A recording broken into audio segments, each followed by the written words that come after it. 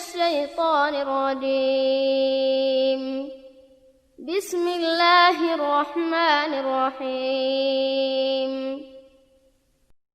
Baik, kalau teman-teman bertanya, kira-kira kalau saya buat dosa apa sih efeknya? Ada bahayanya nggak? Ada bahayanya, dan luar biasa bahayanya. Di dunia akan datang bahaya yang berat, nanti kita sebutkan poin demi poin. Kalau meninggal tidak sempat taubat, sudah disiksa di dunia, di akhirat disiksa lagi. Yang pertama teman-teman, sempitnya hidup seseorang yang bermaksiat. Sumpek, gelisah, gundah. Gak ada orang yang buat maksiat itu lalu kemudian enak, gak ada. Bohong. Orang zina di kamar hotel, kemudian oh dia senang, enggak. Besok pagi dia bangun sumpeknya luar biasa. Enggak tahu mau buat apa rasanya. Sumpek. Orang-orang non muslim tidak tahu harus kemana. Sumpek itu peringatan dari Allah supaya dia taubat, tapi dia nggak ngerti. Dia ulangi lagi zina besoknya, bertumpuk-tumpuk kesumpekan itu.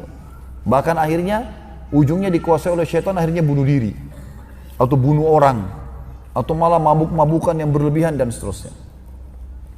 Allah berfirman tentang masalah ini, sempitnya hidup dan akan ada kegundahan, kegelisahan. Tidak ada dosa yang tidak mengalami ini teman-teman sekalian. Di dalam Al-Quran surah Toha, surah nomor 20 ayat 124. Surah Toha, surah nomor 20 ayat 124. Bunyinya, a'udzubillahi minasyaitonirrajim. Wa man a'rada an dzikri fa inna lahu ma'isyatan dhankan wa nahsyuruhu yaumal qiyamati a'ma. Dan barang siapa yang berpaling dari peringatanku, maksudnya kata ulama tafsir, berbuat dosa. Allah suruh sholat nggak mau sholat, Allah suruh jujur malah bohong, ya. Dia berpaling dari peringatan Allah, maka sungguhnya baginya penghidupan yang sempit. Kata ulama, sumpek, sedih, permasalahan yang tidak ada ujung-ujungnya. Dan kami akan menghimpunnya pada hari kiamat dalam keadaan buta. Kalau dia meninggal lagi tidak sempat taubat, di dunia sudah kena masalah, di akhirat lagi masalah lain. Yang kedua, orang yang berbuat dosa dan membuka pintu ini sesat dan jauh dari petunjuk. Susah untuk mendapatkan solusi dari masalahnya. Allah sebutkan dalam surah Al-Ahzab, surah nomor 33 ayat 36. Surah nomor 33 ayat 36. A'udzubillahi minasyaitonirrajim. Wa ma kana lil mu'minin wala mu'minatin idza qadallahu wa rasuluhu amran ay yakuna lahumul khiyaratu min amrihim. Wa may ya'sillaha wa rasulahu faqad dhalla dhalalan mubina. Tidak patut bagi laki-laki mengaku mukmin dan perempuan yang mengaku mukminah apabila Allah dan Rasulnya telah menetapkan satu ketetapan halal haram, silakan nikmati halal, silakan kerjakan perintah wajib atau sunnah, silakan jauh yang haram dan makruh, maka mereka masih punya pilihan lain. Tidak layak untuk orang mukmin itu nikmati halal, ya, tinggalkan yang haram. Itu kebahagiaan bagi seorang mukmin. Lalu kata Allah, barang siapa yang mendurhakai Allah dan Rasulnya, bermaksiat, maka dia telah sesat dengan sesat yang nyata, tidak akan dapat petunjuk dari masalahnya. Jadi kalau kita sedang hadapi masalah teman-teman sekalian, bangkrut dari usaha, penyakit yang tidak sembuh-sembuh, ribut dalam rumah tangga tidak selesai-selesai, semua dosa, tidak ada jalan lain kecuali kembali kepada Allah. Taubat, bersih. Apa kata sebagian ulama salaf? Saya tahu saya punya dosa kalau tiba-tiba saya lihat perubahan terjadi pada istri saya tanpa sebab. Bahkan saya melihat perubahan pada tunggangan saya. Antum mau starter mobil jadi masalah, mau ini susah, mau itu susah, apa saja. Bahkan tikus yang masuk ke rumahku, aku tahu karena penyebabnya dosa. Bayangkan. Sebagian ulama salaf menganggap kalau kakinya kesentuh batu, langsung mereka mengatakan inna lillahi wa inna ilaihi raji'un, astaghfiruka wa atubu ilaik. Ya. Kami milik Allah dan kami akan kembali kepada Allah. Ya Allah, aku bertobat dan beristighfar kepadamu. Langsung kakinya kesentuh. Kadang-kadang mau keluar hujan, kadang-kadang mau pakai baju mungkin belum disetrika bajunya, kadang-kadang semua ini teman-teman sekecil apapun adalah penyebabnya dosa. Makin bersih dari dosa maka makin siap semua fasilitas.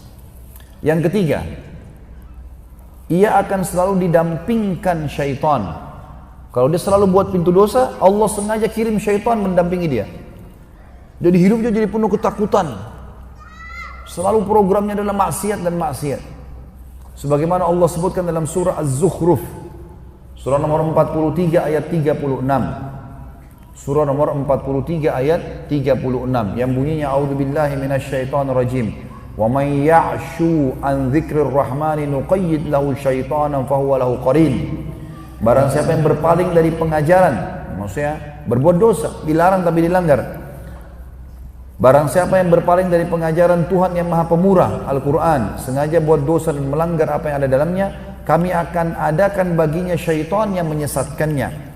Maka syaitan itu akan menjadi teman yang selalu menyertainya. Yang keempat, terancam masuk neraka kalau tidak sempat taubat di akhirat.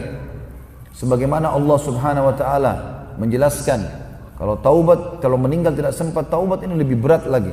Dalam surah An-Nisa, surah nomor 4 ayat 14. A'udzubillahi minasyaitonirrajim.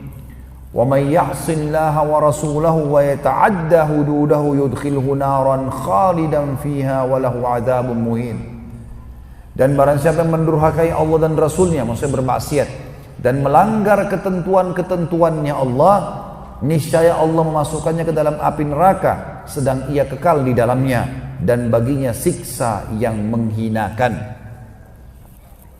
Juga dalam surah Jin, surah nomor 72 ayat 23. Surah Jin surah nomor 72 ayat 23. A'udzubillahi minasyaitonirrajim. Illa balaghan minallahi wa risalatihi. Wa may ya'sillaha wa rasulahu fa inna lahu nara jahannam khalidina fiha abada. Akan tetapi aku hanya menyampaikan peringatan dari Allah, kata Nabi SAW, dan risalahnya. Dan hati-hatilah, barang siapa yang mendurhakai Allah dan Rasulnya, dilarang tetap dilakukan, sesungguhnya baginya neraka Jahannam, mereka kekal di dalamnya selama-lamanya.